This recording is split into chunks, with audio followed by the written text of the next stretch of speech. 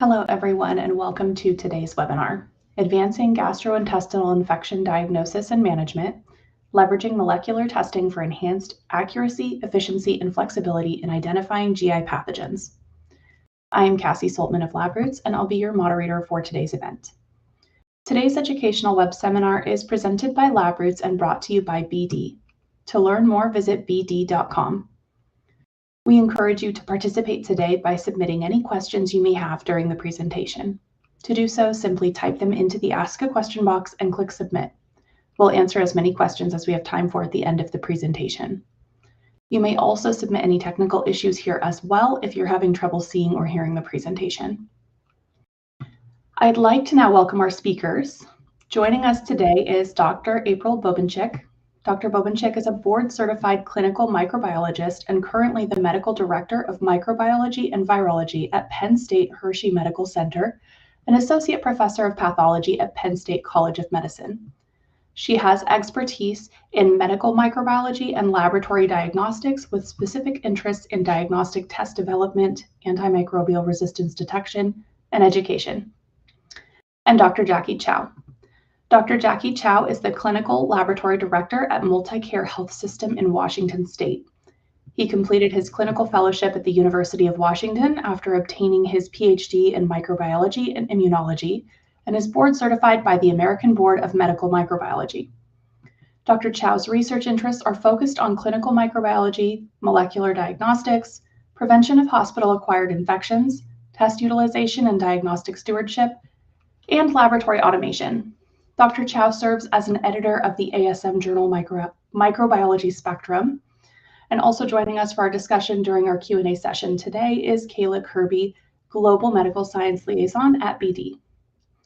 With that, I'd like to invite Dr. Bobenchik to start with her presentation.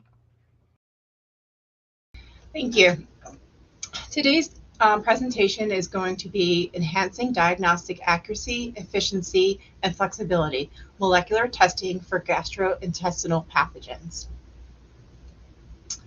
Here are my disclosures for this afternoon's talk. I'm going to begin with an overview of gastrointestinal infections. These infections affect they have a global illness, affects over 2 million people worldwide. Symptoms range from asymptomatic to fulminant diarrhea. These symptoms can be self-limiting or result in severe complications leading to significant morbidity and mortality. This is especially a morbid and complication for children, resulting in over 500,000 deaths a year. The main source of GI illness is contaminated food and water. This is due to poor sanitation, improper food handling, and consumption of fish and seawater from polluted waters, or seafood rather, consumption of fish and seafood from polluted waters. It also is associated with outbreaks such as, contaminated lettuce or sprouts that then are distributed across state lines into restaurants and supermarkets, and can be have widespread illness across many regions of the United States or outside the United States. These gastrointestinal infections are also spread person to person, usually due to poor personal hygiene. Failure to wash your hands before food preparation is certainly a significant cause of person to person gastrointestinal disease. GI illness in the United States. The most recent data is from 2020. This data comes from 10 U.S. sites across the years 2016 through 19. Within that data set, they found that enteric infections caused by foodborne pathogens continues to increase or remain unchanged. So we haven't really seen any decreases in foodborne illness, which is certainly a cause for concern.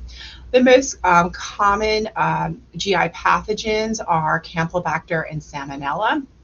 They are responsible for the largest portion of illness. Within this data set, from these 10 sites, they identified over 25,000 infections over 6,000 hospitalizations, 122 deaths, and 62 cases of post-diarrheal HUS. Certainly a significant issue here in the United States. When looking at the data from this report, they did notice that the culture independent diagnostics tests, or CIDT tests, had increased by 32% over this 4-year period compared to the last time period measured.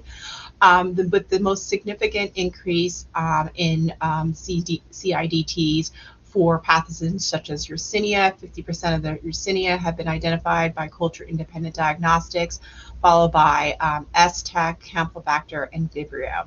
You can see here on the bottom right hand of the slide, this is an image specific for Campylobacter, ranging from 2016 to 2019. The dark color is culture positive only, so you can see it's decreasing use of culture through the years, and the light blue on the top is culture independent diagnostics, with no culture done at all, and that is increasing over the years. So we're beginning to see molecular or non-culture based diagnostics increasing over time.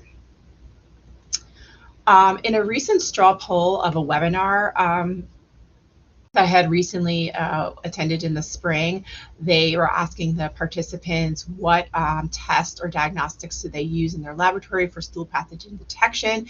You could see here that the majority of the participants are using a large molecular panel at 41%. However, there's still a significant portion, or 20% of the participants, were using culture alone, and then a smattering of a combination of testing or single panels or antigen testing. We're going to begin with a review of what we call culture-dependent diagnostics, or traditional diagnostics for GI pathogens. This relies on the requirement for selective and differential media. So this media is special because it supports the growth of our fastidious organisms, such as like Shigella and Campylobacter, that need extra nutrients. And it also is selective and differential in that it can differentiate a pathogen such as Salmonella from commensal organisms, background E. coli. And so your example would be like your XLD plate or your H&E agar, HE agar, to differentiate Salmonella and Shigella from the other regular normal flora GI bugs. The downside to culture-dependent diagnostics is this incubation time. It can be anywhere from 24 hours. You can find Salmonella within 24 hours, but your Campylobacter is going to take upwards of 72 hours to identify. So definitely a delay in diagnosis when you're doing culture-dependent diagnostics. A routine stool culture includes the identification of Salmonella, Shigella, Campylobacter, and S-Tech. However, additional GI pathogens such as Vibrio or Yersinia would need to be an add-on culture, or because they require different types of media that are normally set up and have different incubation conditions. So typically these would not be included in a routine stool culture, and it would be provider specific add-on test request, or specifically ordered like a Yersinia culture or Vibrio culture. An alternative to culture is antigen. These antigen tests are done directly on the stool. They've been marketed for Shiga toxins, Campylobacter, as well as parasites, Giardia, and Cryptosporidium. The advantage to them is that they're less than 1 hour turnaround time, so you don't have that lengthy incubation period. These are typically or enzyme immunoassays, EIAs. The disadvantage is, some sensitivity issues compared to molecular, but they certainly have the advantage over culture in that they can be, you can get an answer much quicker. And then finally, we have molecular, and this is what we're going to spend the rest of this talk discussing, is the molecular options for GI pathogen detection.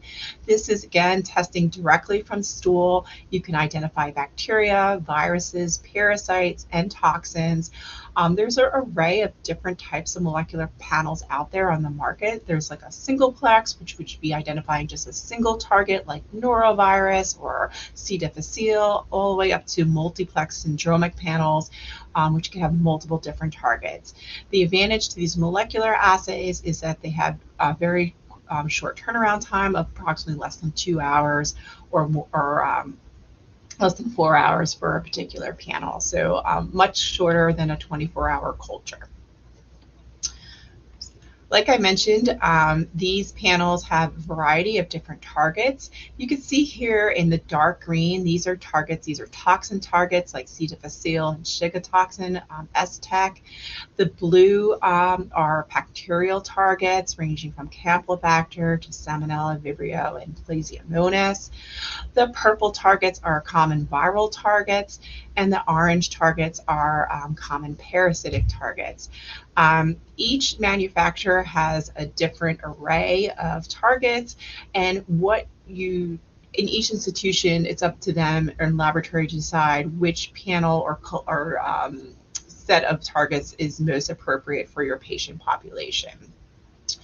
These panels can come in different configurations, and so there's a small panel, such as one that has less than 5 targets.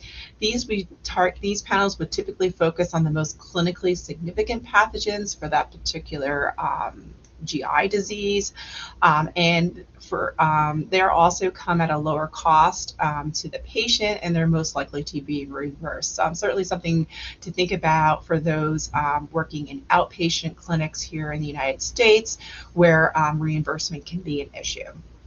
There's also medium target panels. These contain targets anywhere between 6 to 11 targets.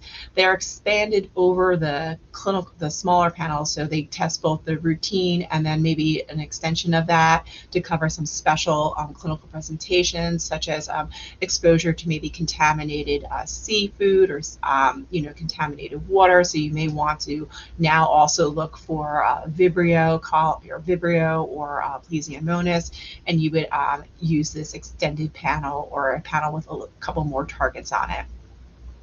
And finally, we have our large panels. These are greater than 12 targets. They cover a range of bacterial, viral, and parasitic targets. And so this is for typically patients who are immunocompromised, are pediatric patients, or maybe have a recent travel history outside the United States to an area that is endemic with certain GI pathogens. So when you're having a much broader differential, you would consider a large panel. There has been many publications on the advantages of molecular testing. And so the obvious is that you can have increased sensitivity, so you have increased detection of the gastrointestinal pathogens and parasites compared to the traditional cultures or traditional O&P exam. You have decreased hands-on time, so you're not spending time examining plates, picking colonies, performing identification. You just use your stool, a little bit of sample prep, and put it on your analyzer. You certainly have a decreased time to final result, so there's no more overnight incubation. Like I said, these results are coming out in a matter of hours, so performed within one shift at the laboratory, as opposed to an overnight or 2-day incubation. There's also been publications on the use of molecular diagnostics to improve inappropriate use of antibiotics. So if you can identify that S-Tech really early on, you can prevent giving your patient antibiotics, which could lead to HUS. You can also prevent additional diagnostic or imaging studies with a faster result. You may not need to do that colonoscopy or CT scan. And then finally, there's been publications to initiate appropriate isolation precautions, such if you were able to detect C. difficile much quicker, you'd be able to put the patient on the appropriate isolation precautions. Here's a recent publication from 2019, actually going into the impact of these GI panels on healthcare utilization and outcomes. This was performed here in the United States. They definitely saw an increase in test positivity, so therefore the molecular GI panel detected 22.9% of GI pathogens versus conventional culture only recovering 4%. And that they found that the patients were less likely to have a diagnostic procedure or imaging studies, significant for endoscopy and abdominal imaging, less of these procedures in patients who had a molecular diagnosis versus traditional culture. And then finally, they found that patients were less likely to have been prescribed an antibiotics, 36.4% for those who had GI molecular panel to those who had only had culture, which was 40%. This next study here was published in 2023, and this one was using a healthcare database, so just a collection of data that they retrospectively mined using the diagnosis code of acute infectious gastroenteritis. So they were just looking through the database of everyone that had a code for AGE and then looked at what type of diagnostic tool did they use. Did they use a traditional workup, which would have been culture and antigen testing? Did they use a molecular panel with less than 12 targets? Or did they use a molecular panel with greater than 12 targets? And so they were really looking at the effect of the diagnostic method on overall healthcare utilization and costs. And within this study, they found that the diagnostic yield of the molecular panel of greater than 12 targets was 73% compared to the molecular panel of less than 12 targets at 63%.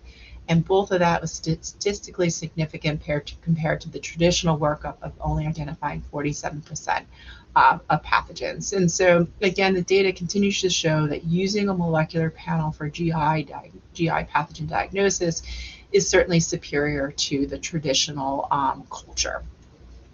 They also looked at the healthcare utilization or healthcare use, and so that these patients who had molecular panels were more likely to be discharged home.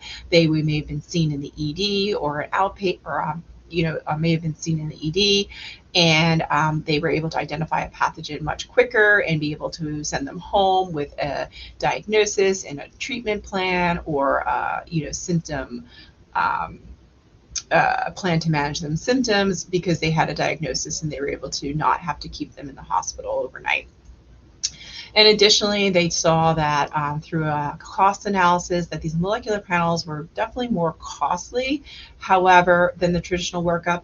However, the overall healthcare costs were less. And so even though you may be spending more money for that PCR instrument and those PCR cards, you're reducing the overall healthcare costs by not having additional imaging studies, endoscopies, patient stays, antibiotics, and so the overall cost of healthcare did decrease with the use of these molecular panels.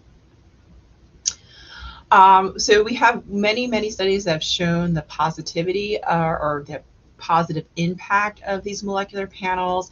However, we do have to be aware of potential false positives. And so this is always a concern when testing in a population where the pretest probability is low, and you may have that higher likelihood of a false positive or non-reproducible result when you're testing in a population with low prevalence of GI disease.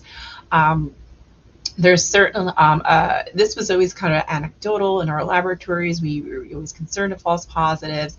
And then there is this study published in 2019 where they actually went and looked at the reproducibility of certain targets that were least frequently recovered or frequently identified, and they looked at, they found that Yersinia enterocolitica was reproducible about 72% of the time, whereas the non-cholera Vibrio was 80% of the time, and the Vibrio cholera species was only 35% of the time. And granted, this was one particular multiplex panel that they were studying, but we know in our laboratories that when we get these rare or uncommon targets, we do want to repeat them and make sure that they are true positives or not a false positive. This also led to a product notification from one of the manufacturers of the multiplex panels, alerting users that the presence of non-viable organisms or nucleic acids in the agar components of the Carey-Blair media may be leading to these potential false positives. And so this is just something to be aware of a laboratory that may be thinking of bringing on a molecular test, is that even though we know molecular has superior sensitivity over culture, we have to critically think about the results that are coming out of our PCR results. So that leads to a testing algorithm. And so when we think about diagnostic stewardship, we always want to think about choosing the right test for the right patient, at the right time for the right clinical management. And so when we have those parameters in place, we can then reduce the potential for false positivity if we're testing the correct population and we're thinking about, does this test result make sense in this patient? There's a couple ways to kind of execute these algorithms. Now with more sophisticated electronic medical records, we can use computerized clinical decision support. So a set of questions or pop-ups to help lead the clinician to choosing the right test for the right patient, as well as these best practice alerts, which again are pop-ups or kind of warnings to say, hey, does your patient actually have diarrhea? Is this the correct test for them? They can include documentation of signs and symptoms of the acute infectious gastroenteritis. And then we can also put in computer algorithms to limit testing to the correct time frame. We know for our hospitalized patients, we only want to be testing for these acute gastrointestinal infections within less than 72 hours of hospital admission. And then finally, that brings me to a little bit about the GI molecular testing we do here at Penn State Hershey Medical Center. We are a 611-bed hospital located in our academic teaching hospital. So we also have the College of Medicine, Penn State College of Medicine on site. We are located about 2 hours west of Philadelphia and 2 hours north of Washington, D.C. So we're considered rural medicine out here in central Pennsylvania. We have a cancer center, a transplant program, and a level 1 trauma. We also have a 146-bed pediatric unit, and we're associated with close to 100 outpatient clinics that are associated with our hospital. So that just gives you an idea of our patient population and where we're located. We have 4 GI testing panels available to our clinicians. We offer the basic GI panel, which is 4 targets, 4 bacterial targets. We get about 900 orders a year. We then have an extended GI panel, which is the 4 basic bacterial targets plus the additional 4 extended bacterial targets, including Vibrio, Plasmodiosis, Yersinia, and enterotoxigenic E. coli. We get about double or 1,200 orders of that a year. In addition to, we have a separate parasite screen, which has 3 targets, Cryptosporidium, Giardia, and Entamoeba histolytica. We see a similar amount of orders as the extended GI panel. And then we offer a PCR, reflex to EIA toxin, and we have about 4 times the amount of orders for C. difficile testing. Our testing parameters in our laboratory include diarrheal stool only, submitted within that first 72 hours of hospital admission, ED, or outpatient setting. We do not have any clinical decision support or hard stops built into our EMR. And so we just have, provider instructions on what we accept, but we're not using the computer to stop anything. We offer testing once a day and perform 7 days a week. And so you can see based off our volumes, that's, about a full rack of tests or batch testing a week or a day. We do repeat greater than 2 targets on our extended panel. So those are our rare targets, such as like Vibrio or Yersinia. We have more than one of those. We repeat those targets regardless. And if we have one plus another one, we will repeat that. Just because you can see from our overall numbers, we have very low positivity in our region. And so here is data from both 2023 and 24.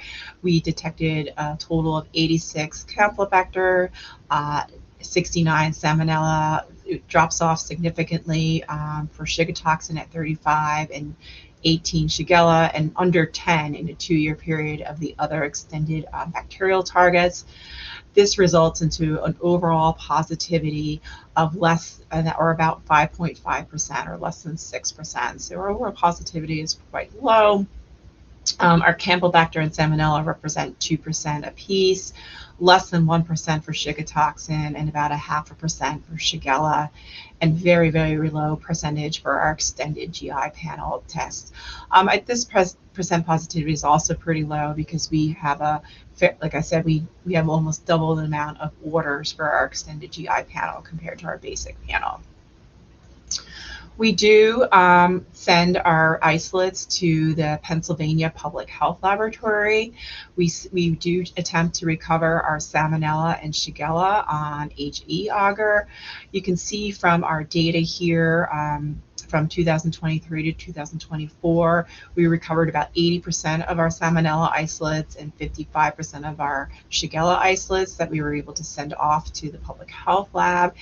We don't suspect that these were false positive PCRs. It's just that it's hard to recover these from culture.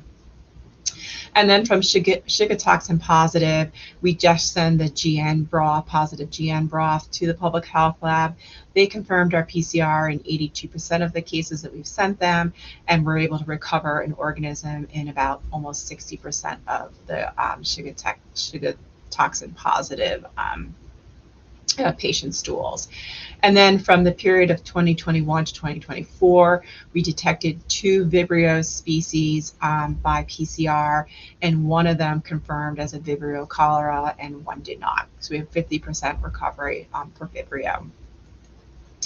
This is the breakout of our Shigella recovery and type across the last 4 years.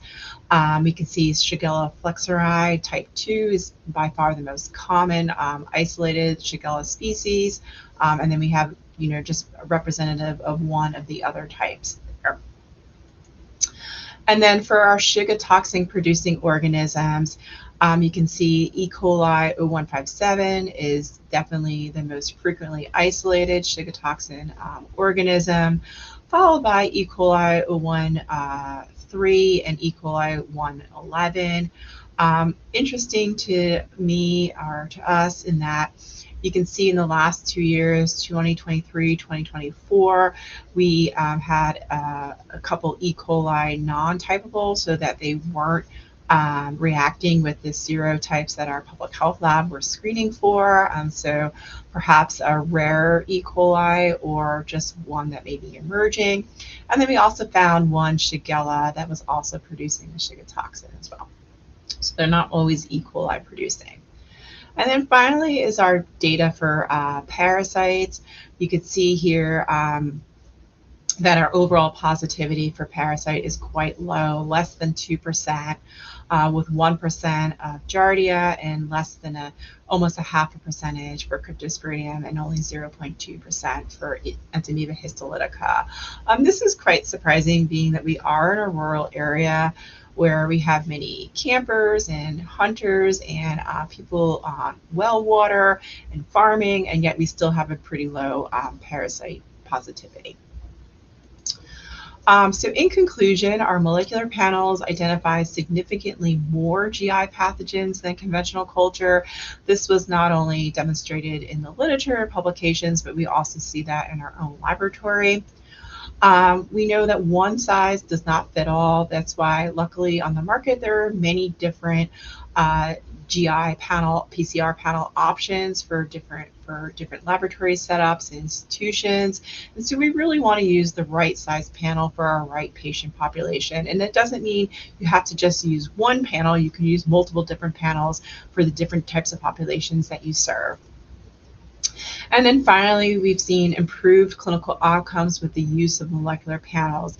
We have a decrease in the need for additional procedures and imaging studies. This is beneficial to the patient as well as to the overall healthcare system, and a decrease in antibiotic use. Again, beneficial to our patients and to healthcare. We don't want the spread of antimicrobial resistance. And with that, I thank you all for the first half of this presentation, and I'm going to be handing it over to Dr. Chow.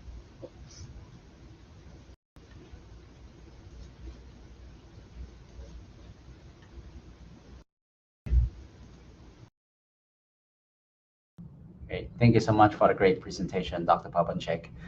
Hello, my name is Jacky Chow. I am the Clinical Lab Director at Multicare, and it is my pleasure to be here today, and warm welcome to all the audience attending the webinar today. So let's continue our conversation on GI infection diagnosis and patient management. Is my disclosure slide and the outline of my presentation. So the first part of my presentation, I'm going to share some of our experience and data at Multicare of using the enteric bacterial panel. And then the second part of the presentation, I'm gonna wrap it up with some discussion on C. difficile infection and its diagnosis. So to begin with, let me tell you a little bit about Multicare Health System. So Multicare Health System, it's a 13-hospital healthcare system serving Washington State in the United States. So we serve different areas in Washington State, including the Western Washington, which is where Seattle is located at. We also serve the Eastern Washington, also known as Inner Northwest Region, or INW. We also serve Yakima, which is a little bit southeast of Seattle area. Now, most of the hospitals and clinics, they are concentrated in the PSR or Puget Sound region. We do have 2 hospital and urgent care center and clinics in Inner Northwest, and 1 hospital and some clinics in Yakima as well. So we have started to use the BDMX platform since 2014. And here on the list, you can see some of the panels that we have used, including the enteric bacterial panel, which will be the focus today. We also have used the MRSA XT assay, Staph SR, Group B strep, vaginal panel, as well as the C. diff assay. A little bit background on our history on the enteric bacterial panel experience. Most of our volumes are concentrated in PSR and INW, so I'm going to focus on these 2 regions today and not talk about Yakima. So on the left column, you can see the Puget Sound. We actually went live with the bacterial panel back in 2015, so it has been 10 years now, with an annual volume of about 7.2 thousand tests a year. The positivity rate over the past 2 years was about 7.5%. The breakdown of our patient population using this panel is outpatient for the most part, and then followed by the ED, and then the inpatient. On the other hand, in Inner Northwest, which is the Eastern Washington region, they started to use the panel in 2022, so about 3 years ago, with less volume of about 2,000 tests a year. The percentage positivity is about the same at 7.3%, and also the breakdown of the patient population using the test are quite similar as well, with outpatient being the highest volume, followed by the ED, and then the inpatient. So other than the annual volume, you may wonder the dynamic and the test positivity and the breakdown of our patient population seems to be quite similar between the regions. But in the next slide, you're going to see some difference of the pathogens or the disease prevalence in these 2 regions. So these are the data that I obtained for the past 2 years, from 2023 to April 2025. Let's focus on the Puget Sound region first, so the left one. You can already tell that the Campylobacter infection is the highest prevalence, and then Shiga toxin and Salmonella followed at 20% each, and then the least prevalent was the Shigella over the past 2 years in Puget Sound region. In contrast, we did have a lot of Shigella infection in Inner Northwest, and then Campylobacter came second, and then Salmonella followed by Shiga toxin at the least. So when we are talking about the same healthcare system using the same test but in different regions, you can already tell and may be able to appreciate the different prevalence of different GI diseases. And we're going to talk about the details in the next couple of slides. So let's take a look at the Puget Sound region first. This graphs, this figure here shows four graphs or four curves depicted in different color, corresponding to the four different pathogens: Campylobacter, Shigella, Shiga toxin, and Salmonella. You can see, the curves of the four pathogens. They kind of go up and down across the 2-year period. Sometimes they would overlap together, indicating a potential co-infection in some patients. But what probably captured your attention the most is the spike of the Campylobacter in the summer in 2024. So basically, last summer in the Puget Sound region, we had an outbreak of Campylobacter infection, which was caused by raw milk consumption. So this investigation was performed and it was actually published in the Department of Health of Washington State on their website, and also the same outbreak was also reported in some local media as well. The fast facts that I show down below is from the CDC website, and the first bullet point was quite interesting.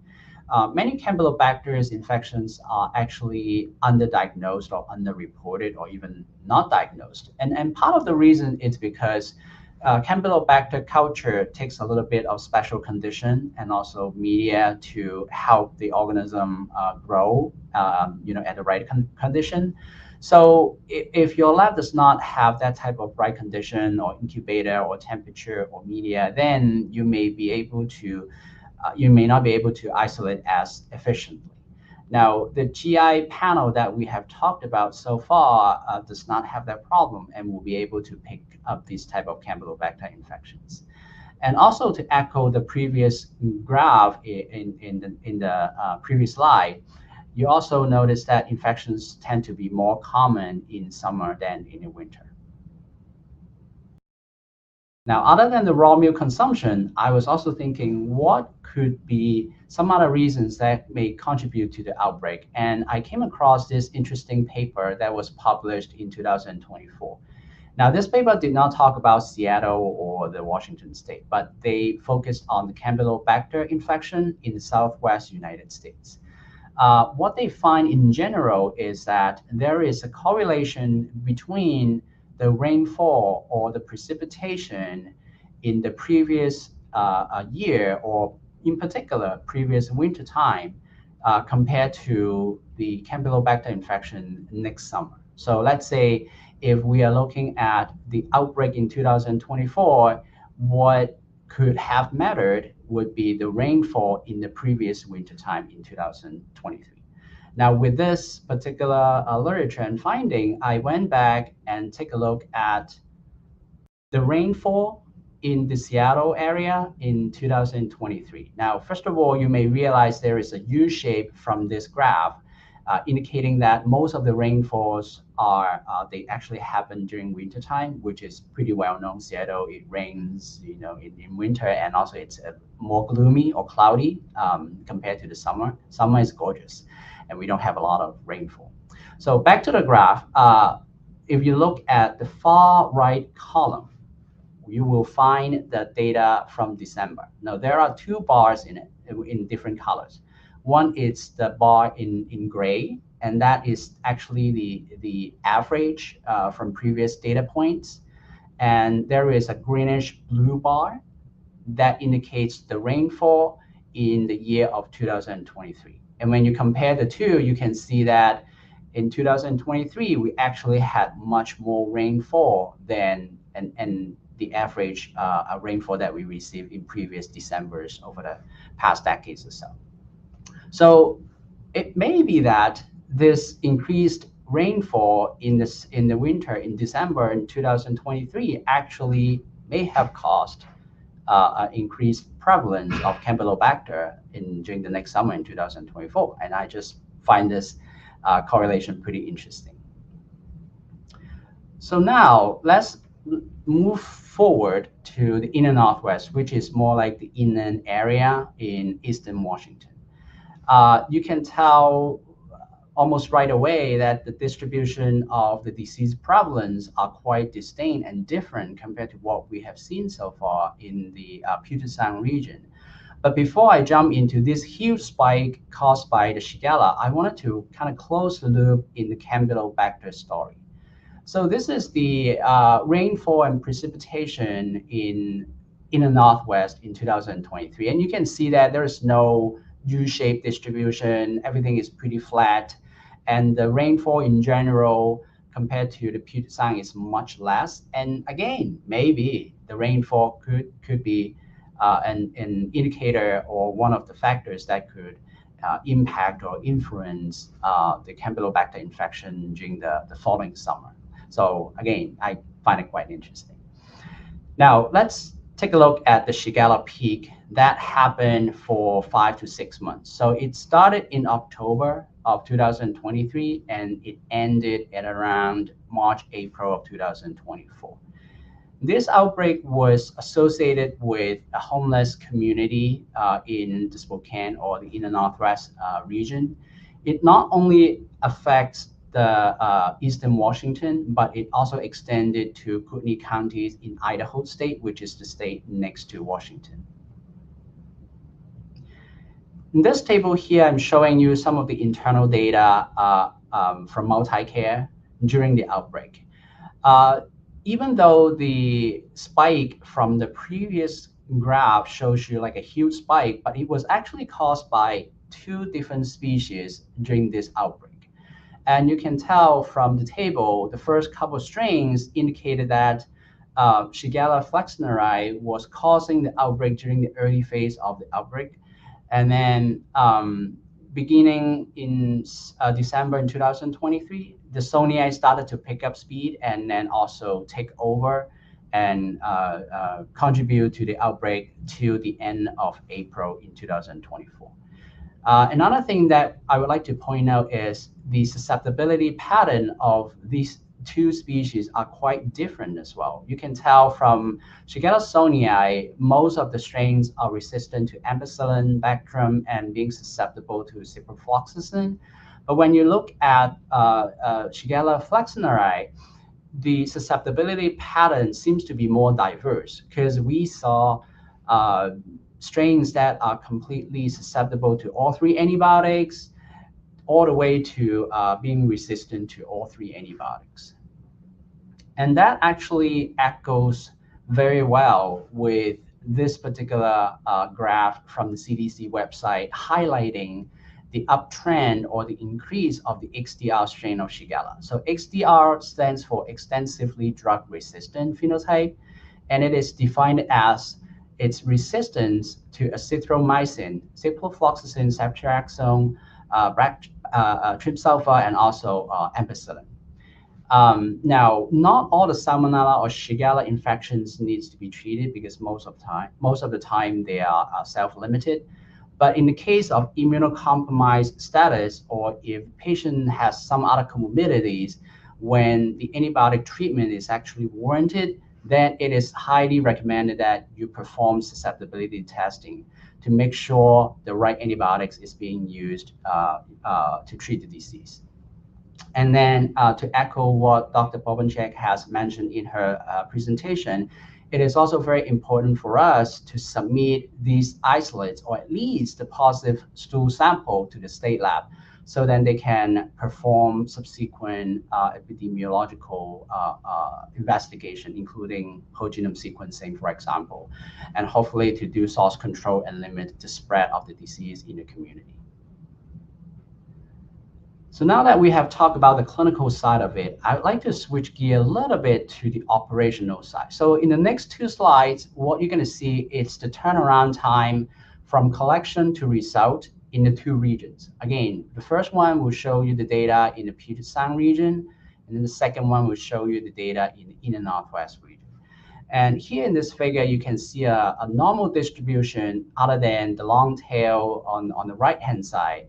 But essentially, you see a single peak with a mean of 26 hours, roughly 26 hours or 24 hours-ish, from collection to results. Now, from collection results, meaning that once the patient's stool was collected, then it would need to be logged into the system. It needs to be transported from the clinic or the hospital to the lab where the test is performed. And then, of course, right after that, we will release the results. So that involves the pre-analytical, the analytical, and also the post-analytical parts of the entire process. And you can tell right away from collection to result, a turnaround time of 24 or 26, takes 26 hours is actually quite remarkable compared to what our conventional turnaround time is with culture. Because for the culture, you will need to grow the organisms, and then you may need to use selective media. You need to tease them out and do further testing. And that process can be quite laborious and lengthy. So this is the major advantage of using a GI molecular panel. Now, in the next slide, what you're seeing is a very different distribution of turnaround time from collection to result. Now, this applies to the inner northwest region, which is a more smaller region, less clinic, hospital, and a more confined area per se. So you can tell that the turnaround time shows you a double peak distribution. And the first peak actually corresponding to a turnaround time of 8 to 10 hours, 8 to 10 hours from collection to result. And when we drill into the data, we actually find out these specimens were actually collected overnight or very early in the morning, so then they can hit the lab at about 6:30, 7 a.m. when we start the first run. And because of that, the turnaround time was so remarkable that even within 11 hours, you'll be able to get the results from collection to results. Now, even if you miss the first round of the testing, you can still catch the next testing in the evening. And so therefore, the overall turnaround time is generically less than 24 hours. And the different distribution of turnaround time being shown here, it's probably because of the proximity of the clinics to the lab. So then it takes less time to transport the specimen.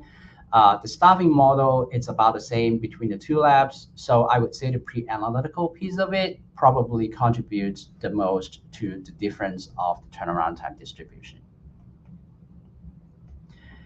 And before I conclude the first part, I'd like to show you this paper that highlights the major advantages of using molecular panel compared to conventional culture. The result the time to result for molecular assay compared to the culture is about 30 hours faster. And because of that, you'll be able to start or stop treatment and also isolate the patient as necessary. And this is extremely important, or especially important for positive Shiga toxin result. So then the patient will not receive any antibiotics for a positive Shiga toxin result or organism. And that is to prevent HUS, or hemolytic uremic syndrome, which is a very severe complication of the infection caused by positive Shiga toxin E. coli, like strain 0157, for example. So to conclude the first part of my presentation, the entire bacterial panel in our experience was very sensitive and specific, and was able to pick up diagnosis even in the outbreak setting in a very timely fashion to facilitate stewardship, to facilitate epidemiological investigation, and also treatment. Now, that being said, we have to keep in mind that the actual efficacy and the turnaround time really depends on the volume of the test. It depends on the patient population.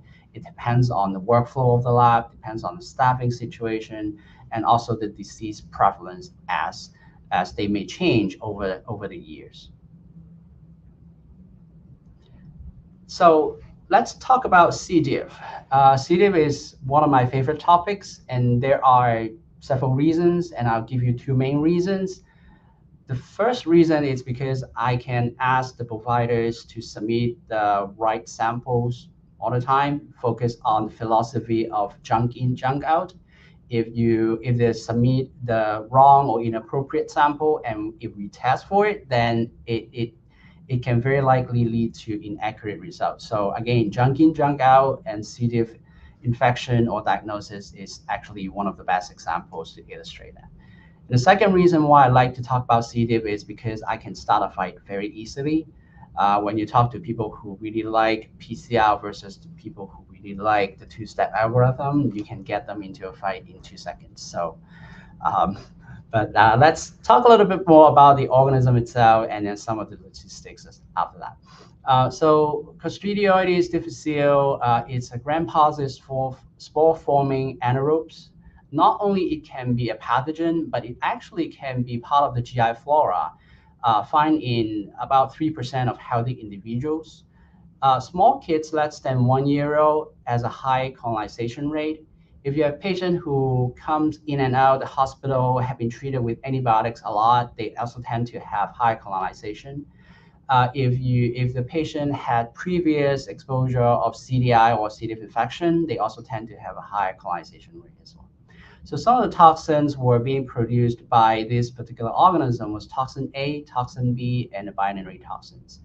Most of the diagnostic tools target either the gene of these toxins or they detect the protein, the toxin protein itself. There are hypervirulent strain called the NAP1 or 027 strain, which can be picked up by certain assays. And this type of strains tend to cause more severe disease compared to the wild type strain. Now, C. diff infection ranges from the illness itself or the symptom itself can be quite diverse in terms of the manifestation, ranging from mild symptoms to moderate to severe, or in some cases, especially immunocompromised patients, it can be fatal. C. diff infection has caused a lot of cases in the United States. It was estimated about 500,000 cases annually in the country and cost about $5 billion for acute care facilities. Because of that, this is actually one of the hospital-acquired conditions monitored by at least two agencies. One is the NHSN, the National Healthcare Safety Network, and the other one is CMS, Centers for Medicare and Medicaid Services. So in other words, C. diff not only has a lot to deal with the clinical perspective, but it also have implication from the reimbursement, operational, and also finance perspective. As I talked to you a little bit earlier, colonization can happen with C. diff. With the diarrhea being the main symptoms, it can be very not specific just because diarrhea can be caused by many different reasons, including drug interaction. It can be caused by some other etiologies. It can be caused by laxatives, which is one of the major causes of false positive results. So if we test the wrong patient and if we test the wrong sample, like the foam stool, for example, it can actually cause a false detection of colonization rather than an infection. On the other hand, if we use inadequately sensitive assay, meaning that a not so sensitive assay, we can also lead to missed cases, which of course can lead to patient adverse events and also potential spread within the hospitals and the communities. Now, this is a great paper that I always refer to when we talk about the pros and cons of different C. diff diagnostics methodologies or algorithms. This paper talks about the pros and cons, counterpoints of PCR, standalone PCR, so just molecular versus the two-step algorithm. Should it be the toxin first and then flex to PCR, or the PCR first and then flex to the toxin targets? So this paper, a lot of the talking points are still legit and up to date. So if you have not read this paper, I would highly recommend you to do so. Now, I'm not going to talk in details about what are good about the PCR versus the two-step today, because it will take me another 5 hours. But I do want to introduce you to two papers that kind of summarize my perspective or my point of view. So this paper was published by the UNC Chapel Hill's group led by Dr. Gilligan. In their lab and hospital, they were using the reverse two-step.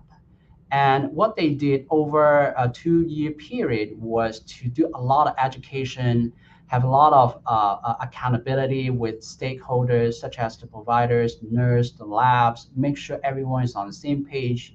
They introduce best practice advisory. They introduce tools online to make sure there are guidance on how to test the right patient and test the right sample. And just by doing that without changing the methodology, they were able to decrease the hospital onset CDI rate by 42%, which is very remarkable. Again, they did not change the methodology. They keep using the reverse two-step. In the next paper, actually this paper is from multi-care from our group. We did about the same thing. We used the standalone PCR, not the reverse two-step like the UNC triple kill. We used the standalone PCR tests. And by a lot of education, making nurses and providers accountable, labs testing the right stool, following the IDSA guideline, and also we implemented an online gatekeeping system on Epic when they do the ordering, meaning that they need to make sure they answer the right question, and then they test the right patients. And by doing that, we were able to lower our test volume by 60%. The hospital onset CDI rate was also decreased by 61% as well. So again, I wanted to emphasize that we did not change the methodology. And when I was writing this manuscript, I kind of designed the title of this paper in a very special and unique way.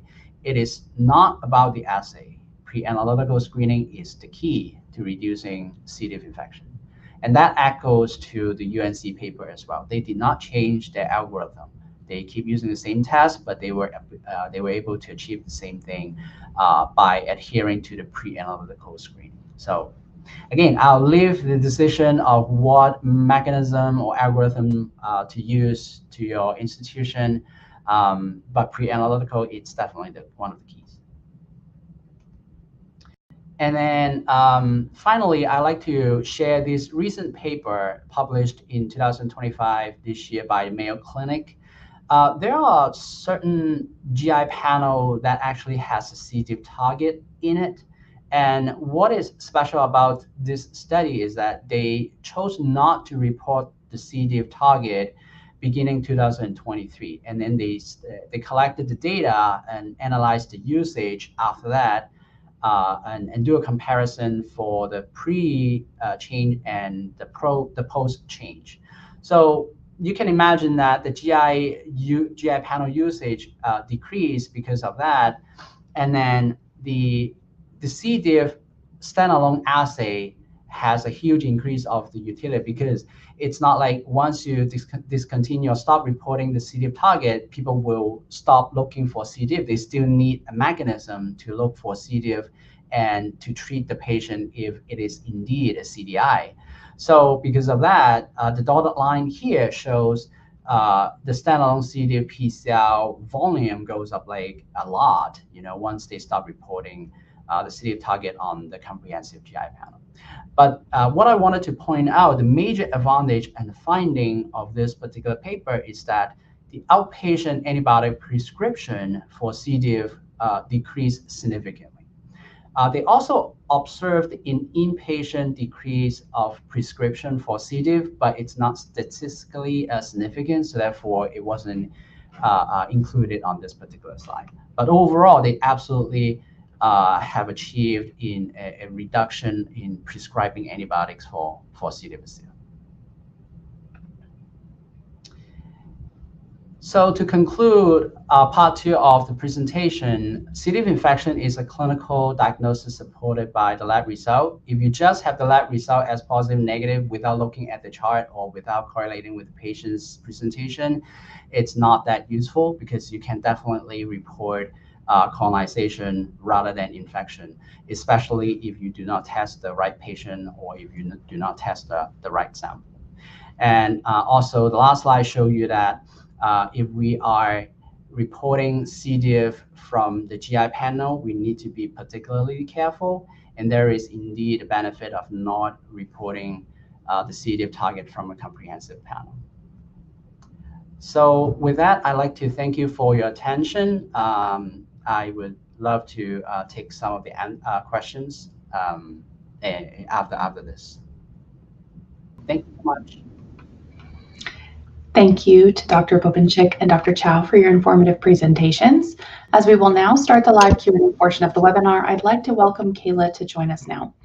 And to our audience, if you have a question you'd like to ask, please do so now. Just click on the Ask a Question box located below the presentation, and we will answer as many of your questions as we have time for. Thank you, Kathy. I'm going to go ahead and start getting into our questions. We have lots of great questions from our audience. So I'll start with one for Dr. Bobenchik. So you did mention that your institution doesn't currently use clinical, support within the electronic medical record. For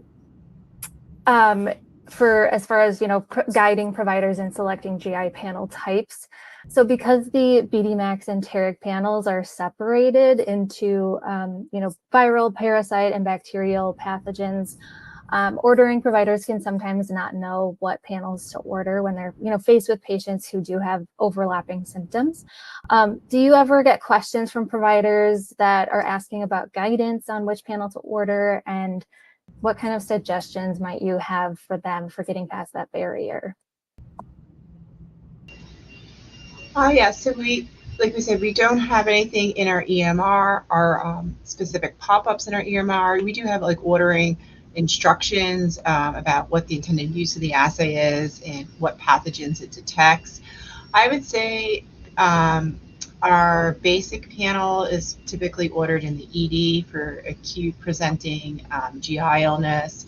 And then our extended and parasitic panels are typically ordered in our GI clinic from our GI providers who may be casting a wider net for maybe unspecified or chronic diarrhea. And so they're looking for a parasite or potentially something else that might have not been diagnosed.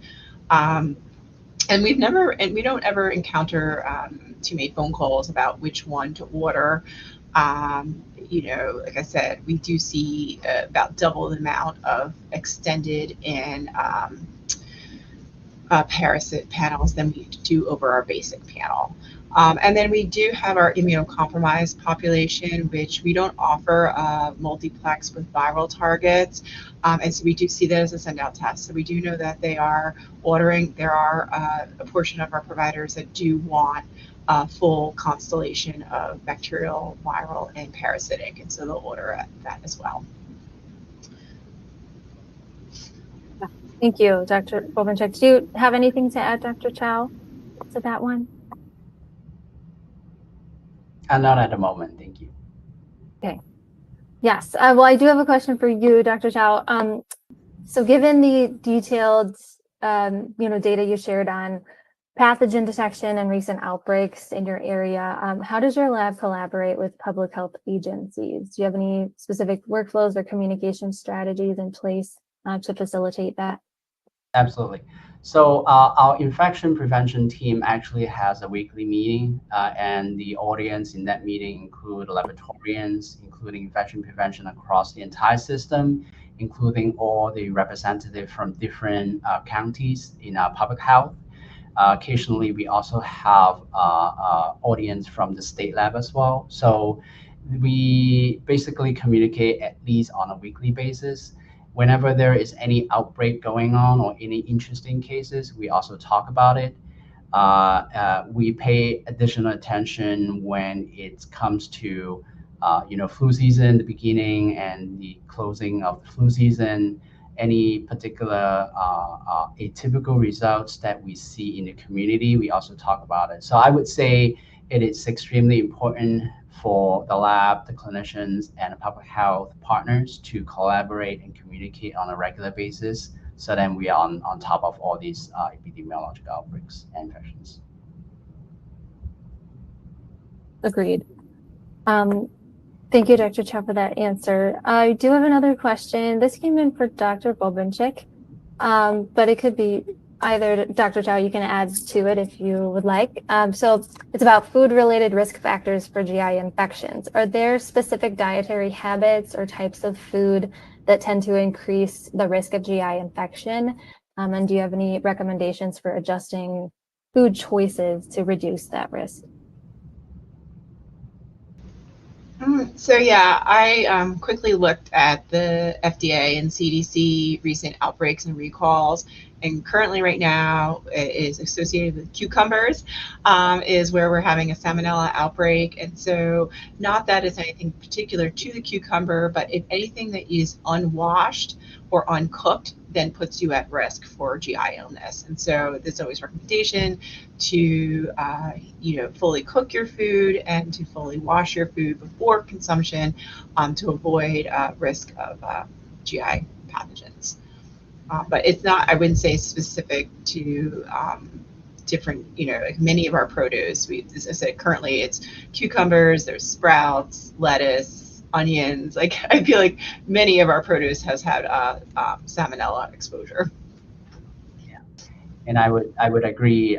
Any raw meat does have a higher risk of getting GI diseases. If you're into wild meat, make sure you cook them properly because you tend to find more parasites in those situations as well. As I mentioned in my presentation, raw milk usually it's not a great idea because there are a lot of GI diseases that can be associated with raw milk consumption.